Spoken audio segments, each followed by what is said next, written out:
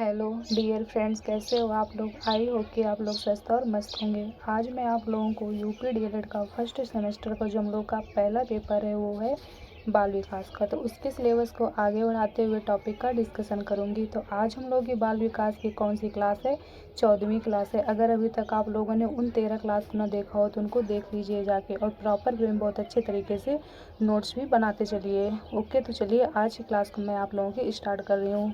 तो हम लोग के वंशानुक्रम के नियम चल रहे थे, तो चलिए नियम को अब आगे बढ़ाते हैं। मैंने आपको 5 नियम करा दिए थे। तो अब जो हम लोगों का छठवां नियम है वो है, अब हम लोग का जो छठवां नियम है वो है मेंडल का नियम। ये जो कि बहुत ज़्यादा मोस्ट इम्पॉर्टेंट है। तो चलिए इसके बारे में जानते हैं कि ये जो मेंडल का नियम है ये क्या है। मेंडल ने अपने प्रयोग मटर और चूहों पर किए, यानी जो मेंडल नामक वैज्ञानिक थे इन्होंने अपने प्रयोग किस पे किया है? मटर पे किया है और चूहों पर किया। आप लोगों के एग्जाम में आ सकता है कि जो मेंडल नामक वैज्ञानिक थे इन्होंने जो अपने प्रयोग हैं किस पर किए थे। तो आप लोगों को लिखना पड़ेगा कि मटर पर किए थे और किस पे किए थे? चूहों पे किए थे। एग्जाम्पल मतलब कि 1 नंबर के जो ऑब्जेक्टिव वाले क्वेश्चन होते हैं उनमें पूछ लेता है कि मेंडल ने अपना मतलब प्रयोग किस पर किया। तो आप लोगों को लिखना पड़ेगा, मतलब ऑप्शन दिया होगा तो मटर और चूहों पर की, इसलिए आपको क्या करना है, ध्यान देना है। इसके बाद फिर आगे बढ़ते हैं। फिर कह रहा है मटर के पौधे का वैज्ञानिक नाम क्या है?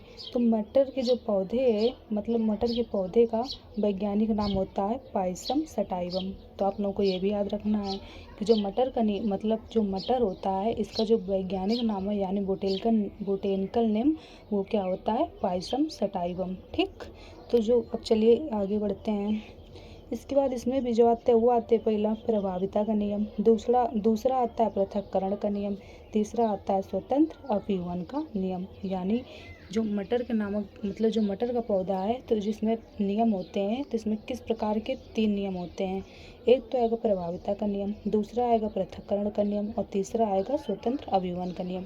यानी जो मटर है उसका वैज्ञानिक नाम तो बोटेनिकल नेम तो पायसम सटाइवा है। इसके बाद जो मेंडल नामक मनोवैज्ञानिक थे इन्होंने 3 मतलब नियम बताए।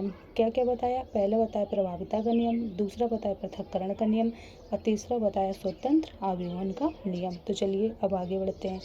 इसके बाद जो फिर हमारे आएंगे, क्या आएंगे? शुद्ध लंबे पौधे, संकर लंबे पौधे और शुद्ध बौने पौधे। यानी शुद्ध लंबे पौधे भी आएंगे जो कि कितने होंगे? 25%, और 50% क्या होंगे? संकर लंबे होंगे, और जो 25% होंगे वो शुद्ध बौने होंगे।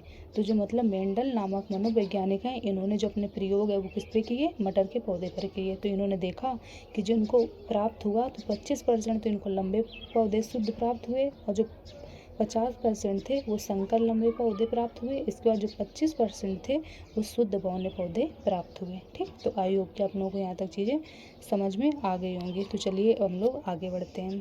इसके बाद फिर आ रहा है विकास को प्रभावित करने वाले वंशानुक्रम कारक, यानी जो विकास होता है यानी डेवलपमेंट, तो इसको कौन कौन से कारक हैं जो क्या करते हैं? प्रभावित करते हैं। तो इसमें जो पहला आएगा वो आएगा मूल शक्तियों पर प्रभाव, यानी जो मूल शक्तियाँ होती है उन पर प्रभाव किस तरीके से पड़ता है। तो थार्नडाइक के अनुसार मूल शक्तियों का कारक प्रधान कारक वंशानुक्रम है। यानी जो थार्नडाइक नामक मनोवैज्ञानिक हैं इन्होंने क्या कहा है कि जो मतलब मूल शक्तियों का जो प्रधान है उनका कारक कौन है? वंशानुक्रम, यानी वंश मतलब कि पीढ़ी दर पीढ़ी किस तरीके से होता है कि पीढ़ी दर पीढ़ी जो लक्षण नहीं होते हैं जो पढ़ते हैं जाके, तो वही कहा इन्होंने कि जो मुख्य पॉइंट है तो पीढ़ी दर पीढ़ी के अनुसार होता है कि यानी माता पिता में कैसे लक्षण थे उसी प्रकार बच्चों में पढ़ेंगे। अब इसके भी जानते हैं कुछ है मतलब पॉइंट। पहला कह रहा है शारीरिक लक्षणों विकास का प्रभाव, दूसरा कह रहा है स्वभाव का प्रभाव, तीसरा कह रहा है बुद्धि पर प्रभाव, और चौथा कह रहा है व्यवसायिक योग्यता पर प्रभाव। इसके बाद पाँचवा कह रहा है सामाजिक स्थिति पर प्रभाव, छठवां कह रहा है चरित्र निर्माण पर प्रभाव, और सातवां कह रहा है तंत्र की बनावट। यानी क्या क्या प्रभाव पड़ेगा? पहला आएगा शारीरिक लक्षणों विकास पर प्रभाव, यानी शरीर के मतलब किस तरीके से है। इसके बाद स्वभाव पर प्रभाव, यानी मतलब कि नेचर कैसा। इसके बाद बुद्धि पर प्रभाव, यानी उसकी बुद्धि कैसे है। इसके बाद व्यवसायिक योग्यता पर प्रभाव, इसके बाद सामाजिक स्थिति पर प्रभाव, इसके बाद चरित्र निर्माण पर प्रभाव, इसके बाद तंत्र की बनावट, यानी किस तरीके से मतलब प्रभाव पड़ता है। शरीर के लक्षणों का भी मतलब विकास होगा उसका ही प्रभाव पड़ेगा। स्वतंत्र मतलब स्वभाव और प्रभाव के बारे में पता चलेगा। इसका बुद्धि और प्रभाव के बारे में, व्यवसायिक योग्यता पर प्रभाव, यानी कोई मतलब काम कर रहा है तो उसकी योग्यता होगी उसी हिसाब से तो वो काम करेगा, तो वही चीज़ है। इसके बाद सामाजिक स्थिति का प्रभाव, यानी किस समाज में रह रहा है, उसकी स्थिति क्या है, उस हिसाब से। चरित्र निर्माण प्रभाव, यानी उसकी जो करेक्टर है उसका किस तरीके का, इसका तंत्र की बनावट, यानी जो उसका शरीर है वो किस प्रकार का है। इसके बाद हम लोग चलिए कुछ नोट हैं उनके बारे में पढ़ते हैं। नोट है जीनोटाइप और फिनोटाइप। तो ये जो जीनोटाइप होता है ये क्या होता है, इसमें सारी चीज़ें स्थानांतरित हो जाती हैं, ठीक।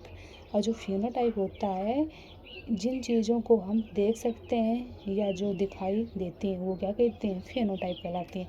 मान लीजिए हमारे शरीर के बाहरी अंग हैं, हाथ हो गए, पैर हो गया, चेहरा हो गया, तो इनको हम लोग क्या करते हैं, देख सकते हैं ना तुरंत, तो ये हमारा क्या होगा, फिनोटाइप हो गया। और जीनोटाइप का मतलब क्या होता है, इसमें सारी चीज़ें स्थानांतरित होती हैं, मतलब अंदर होती हैं, उनको हम क्या करते हैं, देख नहीं पाते हैं।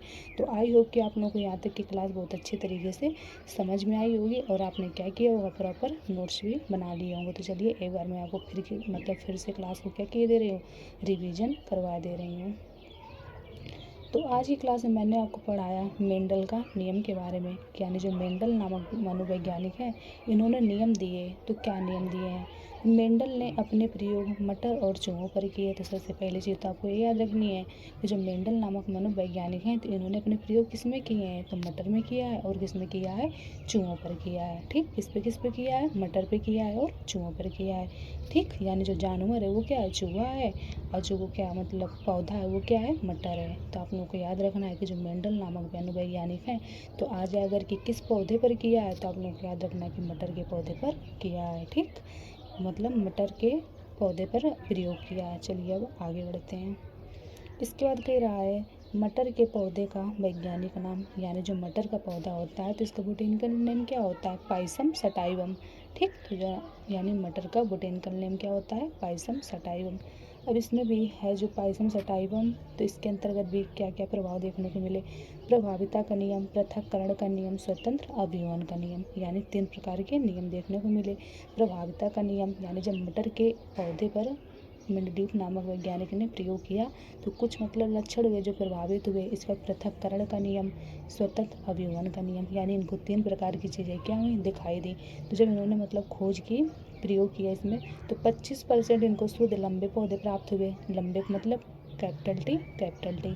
इसके बाद 50% इनको संकर लंबे पौधे प्राप्त हुए, यानी कैपिटल टी और स्मॉल टी। इसके बाद शुद्ध बौने, यानी कैपिटल टी मतलब स्मॉल टी और स्मॉल टी, ठीक। इसका मतलब क्या हो गया, शुद्ध बौने पौधे, ठीक। इसके बाद फिर मैंने आपको बताया विकास को प्रभावित करने वाले वंशानुक्रमी कारक, यानी जो विकास को प्रभावित करते हैं वो वंशानुक्रमी कारक होते हैं।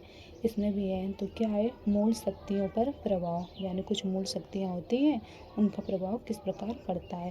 थार्नडाइक के अनुसार मूल शक्तियों का प्रधान कारक वंशानुक्रम है, यानी जो थार्नडाइक के अनुसार मूल जो शक्तियाँ होती हैं इनका प्रधान क्या है, वंशानुक्रम है, ठीक।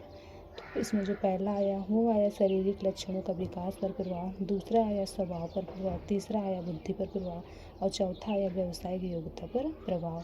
इसके बाद जो हम लोग का 5वां आया वो आया सामाजिक स्थिति पर प्रभाव, फिर 6वां आया चरित्र निर्माण पर प्रभाव और जो 7वां आया वो आया तंत्र की बनावट। तो आई होप कि आप लोगों को यहाँ तक चीज़ें बहुत अच्छे तरीके से समझ में आई होंगी। इसके बाद फिर मैंने आपको नोट बताया कि नोट मतलब एक जीनोटाइप होता है और एक फिनोटाइप होता है। तो जो जीनोटाइप होता है इसमें सारी चीज़ें स्थानांतरित होती हैं, यानी पीढ़ी दर पीढ़ी, मतलब कुछ माता पिता के लक्षण होंगे और बच्चों में जाएंगे। इसके बाद फिर मैंने आपको फिनोटाइप बताया, जिन चीज़ों को हम देख सकते हैं या जो चीज़ें हमें दिखाई देती हैं, यानी हमारे हाथ पैर चेहरा मतलब फेस, तो ये सब क्या होते हैं, इनको हम देख सकते हैं ना अपनी आँखों से, तो इसको क्या कहेंगे, फिनोटाइप कहेंगे। और जीनोटाइप का मतलब क्या होता है, जो स्थानांतरित होते हैं, यानी माता पिता से बच्चों में क्या हो जो चीज़ें प्राप्त होती हैं वही क्या होता है, फिनोटाइप होता है। तो आई होप कि आप लोगों को यहाँ तक चीज़ें बहुत अच्छे तरीके से समझ में आ गई होंगी और आपने क्या किया होगा, प्रॉपर नोट्स ही बना लिया होगा। तो चलिए आज की क्लास को हम लोग यहीं तक रखते हैं। और आप लोग क्या करिए, नोट्स बहुत अच्छे तरीके से बनाइए ताकि आप लोगों को रिवीजन करने में हेल्प हो सके। अगर आप लोग नोट नहीं सही से बनाओगे तो कुछ भी रिवीजन नहीं कर पाओगे।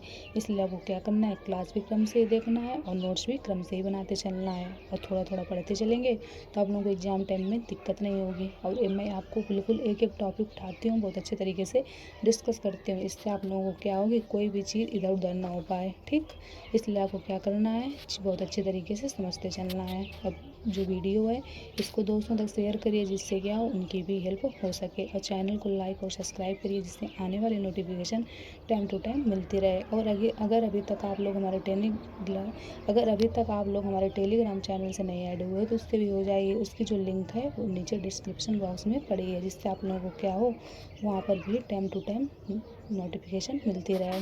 वहाँ पे डेली कुछ भी कराई जाती है, तो आप लोग कुछ भी अटेम्प्ट करिए और अपना आकलन करिए। Okay, thank you.